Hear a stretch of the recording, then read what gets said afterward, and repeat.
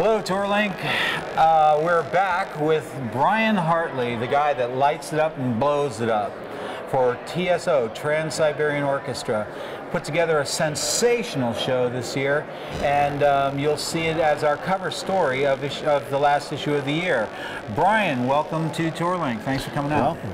It's awesome. Yeah. So far, so good. Yeah, no kidding. No kidding.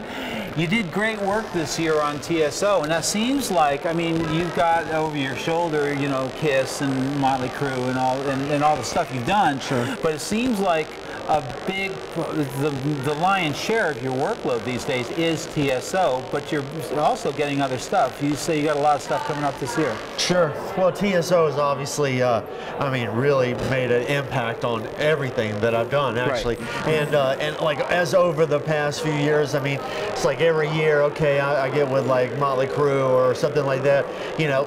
Come October, you know, whatever, I have to leave them. You know, it doesn't matter, you know, because I'll always go back to TSO because it's just such a, you know, such a huge thing, and you know, I make a fortune out of it too as well. So you know, that's a good thing too. And more than anything, I mean, I get to design, you know, whatever I want pretty much. And every year we've done it, I've been able to design and put together something that's awesome, you know, and then they love it, and we do it, and that's just great, you know. It's not really a holds bar on the budgets per se, you know. I really get to do what I want to do, so that's awesome. Well, that makes you the envy of a lot of designers. You know what, exactly. You know. And gigs like this, you know, they're not an everyday occurrence, you know. Yeah, but no kidding. Believe me, they're few and far between, you know. I mean, and then like during the year, I'll work with other bands, and you know, sometimes the smaller, like last year I did Megadeth, you know. And it's nothing like TSO, but yet the money's still great, and I travel the world, you know. So that's a big deal. You and I have talked about that a lot. I mean, you're traveling more than the world, a lot more than a lot of guys do. So a show like Megadeth comes along.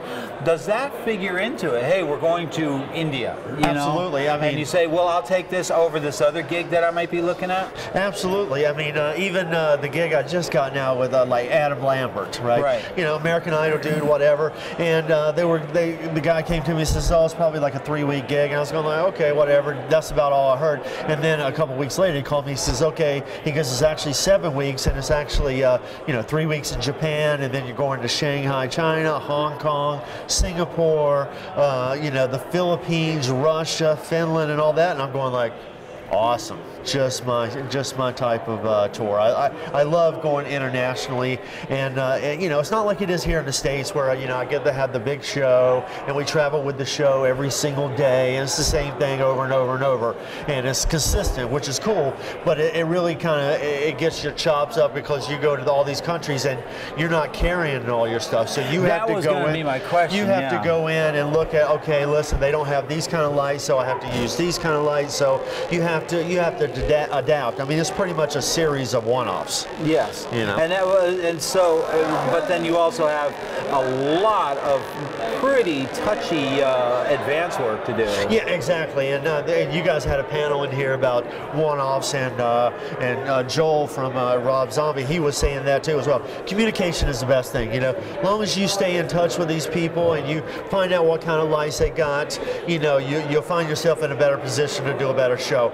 Mind you, you know, there's always the case of, yeah, you can advance until you die or whatever, and get everything right. Yes, yes, yes, yes. And you get there, and then they go like, "Oh yeah, by the way, we couldn't get these lights, so you don't actually have them." And then you're going like, "Oh, you know." Then well, that's right. That's another whole situation then. The Sun Tzu, you know, no battle plan ever survived the beginning of the battle, you know. Right. But you know, it's good. I think it's really good to it just broadens your experience out, and you know, like with TSO, it's good and everything, but you know, I mean, you know, we set it up, we program it, then we just travel that every day, and it's the same, it's consistent. But like I said, when you go to these other countries, you know, you have to really kind of, you know, adapt to the situation. Yeah. Okay, so TSO this year, just rock my world. I mean, rocked my world. Thank you.